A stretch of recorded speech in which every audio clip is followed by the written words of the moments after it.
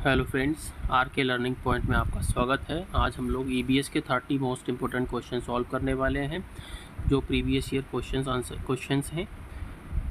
इस वीडियो में हम लोग इन क्वेश्चन को पूरा कंप्लीट करेंगे और इसी टाइप के ही क्वेश्चंस हमारे एग्जाम्स में पूछे जाते हैं। तो चलिए स्टार्ट करते हैं। फर्स्ट क्वेश्चन दिया है,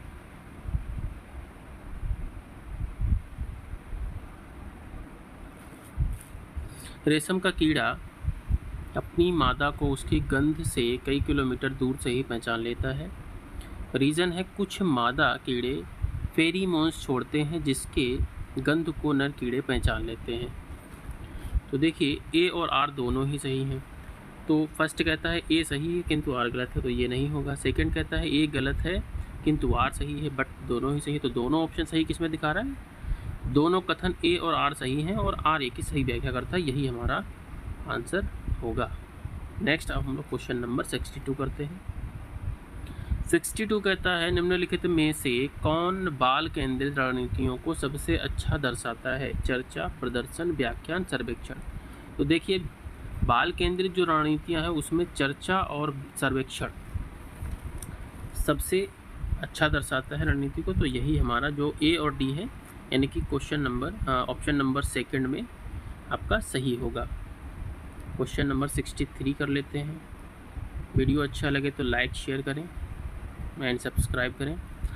क्वेश्चन नंबर 63 है, आप चाहते हैं कि छात्र सहपाठी शिक्षण रणनीतियों द्वारा सीखें, आप समूह कैसे बनाएंगे? तो फर्स्ट भागीदारी और सहयोग के आधार पर एक विषम समूह बनाएंगे, पॉजिटिव आंसर है। समान लिंग और सामाजिक आर्थिक पृष्ठभूमि के 5 छात्रों का एक समूह बनाएंगे। भाई समान लिंग का नहीं, मिक्स में बनना चाहिए ताकि सभी लोग अपना अपना ठीक है बराबर का भागीदारी करें, जो कि ऑप्शन फर्स्ट कहता है। 4 से 5 छात्रों के रोल नंबर के अनुसार समूह बनाएंगे, ऐसा भी नहीं होना चाहिए। परीक्षा में प्राप्त अंकों के अनुसार छात्रों का एक समान समूह बनाएंगे, तो ऑप्शन नंबर फर्स्ट ही हमारा करेक्ट होगा, बाकी सभी गलत है। नेक्स्ट है क्वेश्चन नंबर 64। पोचमपल्ली खूबसूरत डिजाइन की चमकदार रंगों की साड़ियों और विशेष प्रकार की बुनाई, जिसे भी पोचमपल्ली ही कहते हैं, के लिए विख्यात जिला है, तो वो जिला है हमारा तेलंगाना। नेक्स्ट 65 है, निम्नलिखित कथनों को ध्यान से पढ़िए। कथन 1 कहता है कि ईबीएस पाठ्यक्रम को 6 थीम में बांटा गया है। पानी, आपसी संबंध, भोजन, यातायात, आवास एवं वस्तुएं कैसे कार्य करती हैं पर बांटा गया है। कथन सेकंड कहता है, ईबीएस के थीम बच्चों के जीवन के बहुत करीब है। तो देखिए, 6 पार्ट में तो नहीं बांटा गया है। ऑप्शन नंबर हमारा सेकंड, यानी कि कथन हमारा सेकंड सही है, जिसमें सेकंड सही है वही हमारा आंसर सही। फर्स्ट कहता है कथन फर्स्ट सही है और कथन सेकंड गलत है, भाई अब ये गलत हो गया। सेकंड कहता है कथन फर्स्ट गलत है और कथन सेकंड सही है, तो भाई कथन फर्स्ट गलत है और सेकंड हमारा सही है, यही हमारा आंसर करेक्ट होगा, यानी कि ऑप्शन नंबर हमारा 2 सही है। नेक्स्ट कर लेते हैं 66।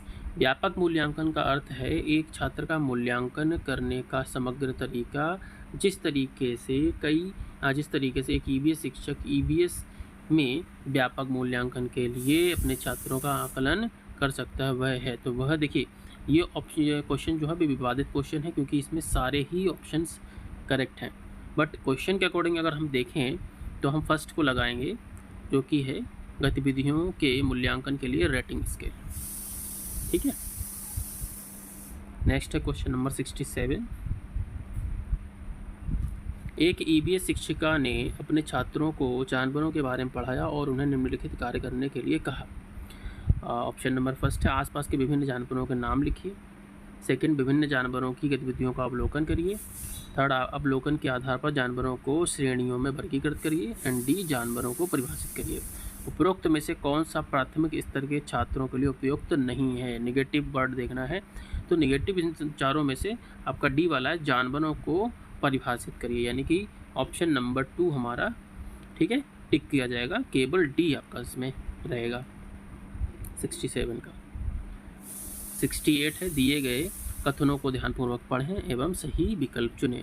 कथन ये कहता है कि जाइलम जल और खनिजों को जड़ों से पौधे के बाकी हिस्सों तक पहुंचाता है। बी कहता है फ्लोएम भोजन को पत्तियों से पौधे के विभिन्न भागों में स्थानांतरित करता है। अब ऑप्शन पर आते हैं। कह रहा है कि ए सही है और आर गलत है, यानी कि ए सही है और बी गलत है। ठीक है, सेकंड कहता है ए गलत है और बी सही है। अब इसमें जो हमारा करेक्ट ऑप्शन है वो है हमारा कि दोनों ए और बी सही है, क्योंकि जाइलम का जो काम होता है वो खनिजों को जड़ों से पौधे के बाकी हिस्सों तक पहुंचाना, और फ्लोएम का वर्क होता है कि भोजन को पत्तियों से पौधे के विभिन्न भागों तक स्थानांतरित करना। तो 68 का हमारा थर्ड ऑप्शन सही होगा, दोनों ए और बी करेक्ट होंगे। नेक्स्ट आते हैं 69। कक्षा 5 की ईवीएस शिक्षिका नीना अपने छात्रों को एक समूह असाइनमेंट देती है कि उन्हें पास के कृषि फार्मों का दौरा करना है और कृषि के दौरान किसानों द्वारा उपयोग किए जाने वाले उपकरणों और उनके द्वारा उगाई जाने वाली फसलों के बारे में जानकारी प्राप्त करनी है। उन्हें फ़ोटो भी कलेक्ट कर रिपोर्ट तैयार करनी है। यहाँ कौन सी प्रक्रिया, कौशल एवं सीखने के संकेतक शामिल हैं? तो देखिए इसमें क्या क्या हो रहा है। सबसे पहले कह रहे हैं कि उन्हें कृषि फार्म का दौरा करना है, ठीक है, और कृषि के दौरान किसानों द्वारा उपयोग किए जाने उपकरणों और उनके द्वारा उगाई जाने वाली फसलों के बारे में जानकारी प्राप्त करनी है। तो जानकारी प्राप्त कैसे करेंगे? जब वो प्रश्न करेंगे तभी किसान उत्तर देंगे। ठीक है, उसके बाद उन्हें फ़ोटो भी कलेक्ट कर रिपोर्ट तैयार करनी है, यानी कि अभिव्यक्ति करनी है। साथ ही साथ वह क्या करना है, तैयार करनी, यह कौन सी प्रक्रिया है और परिणाम निकालना है। तो ऑप्शन नंबर हमारा थर्ड जो है वो करेक्ट होगा, प्रश्न करना, अभिव्यक्ति करना एंड परिणाम निकालना। 69 का ऑप्शन नंबर 3। क्वेश्चन नंबर 70, निम्नलिखित में से कौन सा समूह प्राथमिक स्तर पर ईवीएस के थीमों को दर्शाता है? देखिए, परिवार और मित्र, यात्रा, प्राकृतिक संसाधन नहीं, आवास, यात्रा, चीज़ें जो हम बनाते हैं और कहते हैं, यही हमारा ऑप्शन करेक्ट होगा। नेक्स्ट 71, डॉक्टर मरीजों में मलेरिया की पहचान के लिए खून की जांच कराने के लिए निर्देश करते हैं। खून की जांच से क्या होता है? सबसे पहले है उसमें मादा मच्छर के अंडों की उपस्थिति का पता चलेगा। ऑप्शन नंबर, उसमें उपस्थित जीवाणुओं का पता चलेगा, उसमें उपस्थित हीमोग्लोबिन का पता चलेगा, उसमें उपस्थित लौह तत्व की मात्रा का पता चलेगा। तो भाई किसका पता चलेगा? उसमें उपस्थित जीवाणुओं का पता चलेगा। ऑप्शन नंबर 71 का सेकंड करेक्ट होगा। नेक्स्ट 72, ईवीएस की पाठ्यपुस्तकों को विद्यार्थी स्कूल के जीवन को उनके बाहर के जीवन से जोड़ने की एनसीएफ 2005 की सिफारिश को प्रतिबिंबित करना चाहिए। इसका अर्थ है, फर्स्ट, पाठ्यपुस्तकें विद्यार्थियों को उनके आसपास के सभी स्रोतों के माध्यम से ज्ञान का निर्माण करने में सहायता करती है। बिल्कुल सही है। शिक्षकों को पाठ्यपुस्तकों को शिक्षण अधिगम संस्थानों में एक संसाधन के रूप में उपयोग करने की आवश्यकता है? नहीं, गलत है। विद्यार्थी ईवीएस के महत्वपूर्ण अवधारणाओं को याद करने के लिए बाध्य हैं? बिल्कुल नहीं। पाठ्यपुस्तक ज्ञान का एकमात्र स्रोत तो बिल्कुल नहीं है, यानी कि ऑप्शन नंबर फर्स्ट हमारा 72 का करेक्ट होगा। 73, घड़सीसर से संबंधित निम्नलिखित कथनों में से कौन सा कथन सही नहीं है? यानी कि नेगेटिव वर्ड हमें देखना है, सही उत्तर चुने। फर्स्ट है, यह 9 तालाबों से जुड़ा हुआ था। यह तालाब आज भी प्रयोग में है। जैसलमेर राजा घड़सी ने इसे बनवाया था। यह लगभग 650 यानी कि 650 साल पहले बनवाया गया। तो इसका जो सही ऑप्शन होगा वह सेकंड होगा, यह तालाब आज भी प्रयोग में है। नेक्स्ट क्वेश्चन नंबर 74, सीमा एक ईवीएस शिक्षिका ने अपने छात्रों के लिए चिड़ियाघर एक क्षेत्र भ्रमण फील्ड यानी ट्रिप का आयोजन किया। निम्नलिखित में से कौन चिड़ियाघर की यात्रा के सबसे उपयुक्त उद्देश्य हैं? फर्स्ट कह रहा है कि चिड़ियाघर के जानवरों के नाम याद करना। सेकंड है जानवरों से संबंधित अवधारणाओं को जोड़ना, प्रतिक्रिया कौशल को बढ़ावा देना एंड चिड़ियाघर में छात्रों के सीखने का आकलन करना। तो देखिए ये तो नॉर्मल है कि भाई नाम याद करना, नाम तो पहले टीचर बता ही चुके हैं। उसके बाद जो मोस्ट इंपॉर्टेंट चीज़ें हैं वो क्या क्या है, वो है आपका जानवरों से संबंधित अवधारणाओं को जोड़ना जो उन्होंने सीखी, प्रतिक्रिया कौशल को बढ़ावा देना एंड चिड़ियाघर में छात्रों के सीखने का आकलन करेंगे। BCD किस में आता है, ऑप्शन नंबर 4 में आ रहा है, तो यही आपका 74 का सही होगा।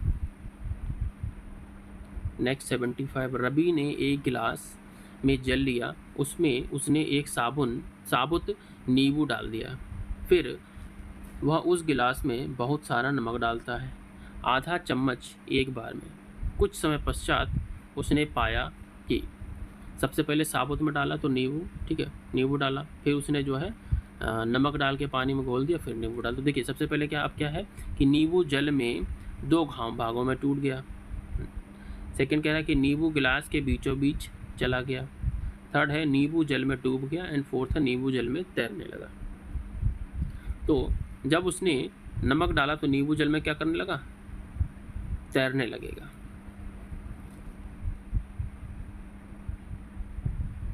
नेक्स्ट 76 पर आते हैं। NCERT की EVS पाठ्यपुस्तक के एक अध्याय में वहीदा प्रिज्म और नौसेना में डॉक्टर के रूप में उनके अनुभव का वर्णन है, इसे शामिल करने के क्या कारण हैं।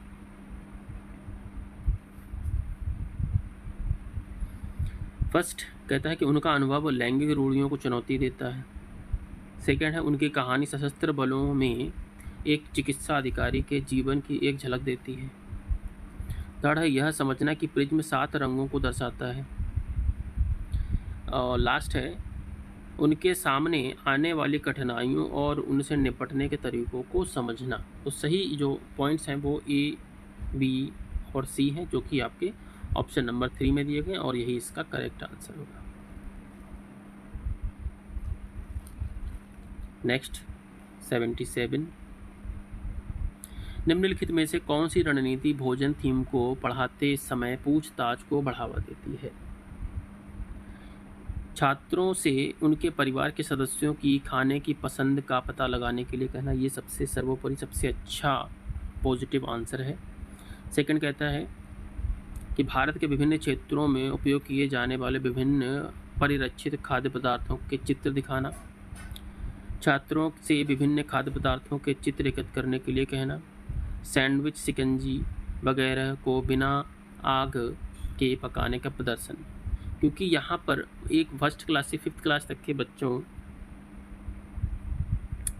का ही के अकॉर्डिंग ही EVS है, तो यहाँ पर क्या कहा कि रणनीति भोजन थीम को पढ़ाते समय पूछताछ को क्या बढ़ावा। भाई बच्चों से टीचर क्या पूछे कि बेटा आपके बताओ आपके घर में क्या क्या बनता है, क्या क्या खाया जाता है। तो ये ठीक है, तो ये ऑप्शन किस में है, छात्रों से उनके परिवार के सदस्यों के खाने की पसंद का पता लगाने के लिए कहना, यही सबसे बेस्ट ऑप्शन होगा 77 का फर्स्ट वाला। 78, नीचे दिए गए A और B पर विचार कीजिए।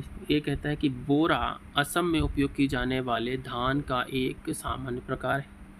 B है धान की खेती चिकनी मिट्टी में अच्छी होती है एवं इस फसल को प्रचुर मात्रा में पानी चाहिए। तो देखिए फर्स्ट वाला भी सही है कि बोरा असम में उपयोग की जाने वाले धान का एक सामान्य प्रकार है। सेकंड भी ठीक है कि धान की खेती चिकनी मिट्टी में अच्छी होती है, यानी कि अब दोनों ही ऑप्शन किस में सही दिए गए कि A और B दोनों सही हैं, ऑप्शन नंबर 3 करेक्ट होगा। नेक्स्ट 79 में क्वेश्चन है कि कक्षा 3 के एक EVS शिक्षक एलेक्स ने हम चीज़ें कैसे बनाते हैं थीम की शुरुआत करते हुए अपने छात्रों को कागज़ की रंगीन पट्टियों को काटने और पट्टियों को चटाई बनाने में मदद की। एक सुंदर चटाई बनाने के लिए किनारों को एक साथ चिपकाया जाता है। निम्नलिखित में से किस उद्देश्य से एलेक्स को अपने छात्रों को ध्यान केंद्रित करने में मदद करनी चाहिए। ऑप्शन नंबर फर्स्ट है रंग पैटर्न के बारे में सीखना और सौंदर्य बोध विकसित करना। B है इस गतिविधि को बुनकरों द्वारा दी जाने वाली बुनाई से संबंधित करना। सी, चटाई को बनाने की विधि के चरणों को याद करना। एंड डी है आकर्षक रंगों के पेपर चुनना और स्ट्रिप्स को पूरी तरह से काटना सीखना। तो देखिए ए, बी एंड डी आपका करेक्ट है। चटाई बनाने की विधि के चरणों को याद करना ही गलत है, ठीक है। तो यही आपका ए, बी एंड डी आपका करेक्ट होगा। और ए, बी, डी किस में है? Option number A, B, D option number 3 में दिए गए हैं, जो कि करेक्ट होगा। 79 का ऑप्शन नंबर 3। क्वेश्चन नंबर 80 है, अल बिरूनी के बारे में निम्नलिखित कथनों में से कौन सा एक कथन सही नहीं है? नेगेटिव पॉइंट देखना है, सही उत्तर चुने। सबसे फर्स्ट है, उसने भारत के उस समय के तालाबों के बारे में कुछ भी नहीं लिखा है। सेकंड है, उसने अपने लेखों में भारत में तालाब बनाने की तकनीकी प्रशंसा की है। सेकंड, अल बिरूनी जहाँ से आए थे उसे आजकल उज्बेकिस्तान कहते हैं। फोर्थ है, 1000 से भी ज़्यादा साल पहले वह भारत आए थे। तो देखिए ऑप्शन नंबर 2, 3, 4 ये तीनों ही सही हैं। हमसे जो नेगेटिव पूछा जा रहा है वो है हमारा फर्स्ट वाला, और यही हमारा करेक्ट आंसर होगा। 80 का फर्स्ट।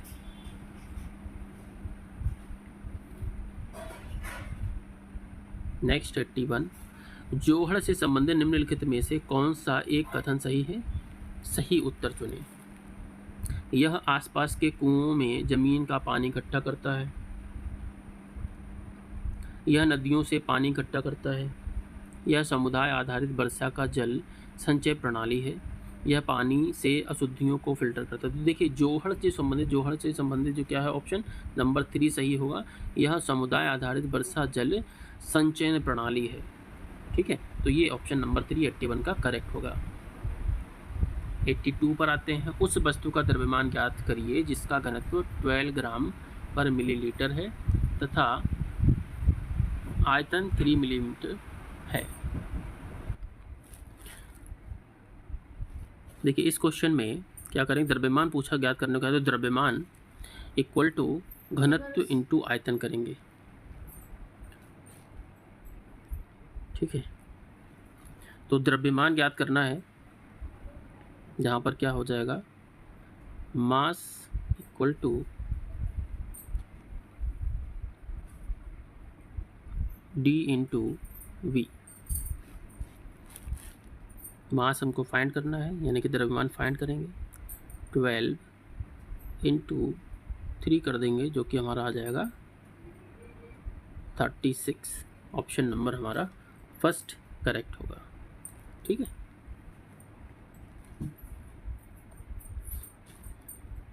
नेक्स्ट 83, अभिकथन है, हम अधिक ऊंचाई की तुलना में समुद्र तल पर आसानी से खाना पका सकते हैं, कारण अधिक ऊंचाई पर पानी का क्वथनांक बढ़ जाता है। फर्स्ट कहता है ए सत्य है लेकिन आर असत्य है। तो बिल्कुल सही है भाई, ए सत्य है और आर असत्य है। इसका फर्स्ट वाला करेक्ट होगा।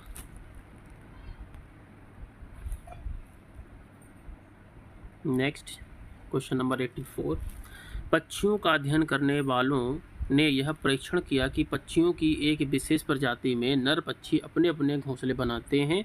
मादा पक्षी उन सभी घोंसलों को देखती है, उनमें से उसे जो सबसे अच्छा लगता है उसमें ही वह अंडे देने का निश्चय करती है। इस पक्षी का नाम क्या है? तो इस पक्षी का जो नेम है वो है बीवर पक्षी, यानी कि बीवर बर्ड। नेक्स्ट 85,